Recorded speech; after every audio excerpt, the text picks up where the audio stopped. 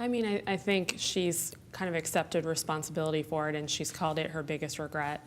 And I definitely think that Republicans are going to keep bringing it up. In 2016. We talked to a few Republicans for the book. One, the communications director for the Republican National Committee, who said she can get used to seeing these ads. You know, they're going to blame her for it. We actually do label it Libya, Hillary's war. So I think they're going to make the case that she had her fingerprints all over this.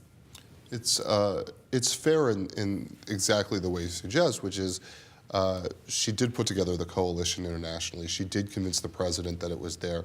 She did believe that if you got rid of Gaddafi, you could stand up a government behind it that maybe doesn't look like American democracy, but has stability and is inclusive and has a civil society and some feel of democracy. And she believed all those things, and what was going on in Benghazi at the time was the ground was getting much, much more dangerous.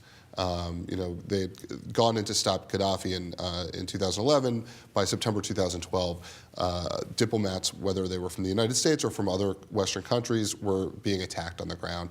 And that information, if it wasn't making its way back to the State Department, or let's say if it was making its way back to the State Department, it was not being paid enough attention to. There's no evidence that if we'd had a bigger security presence in Tripoli at the time, that it would have made any difference on the ground in Benghazi. The real question is the more philosophical question, like why were we there? Why weren't we listening to or paying attention to the warning signs on the ground that there were problems in Benghazi?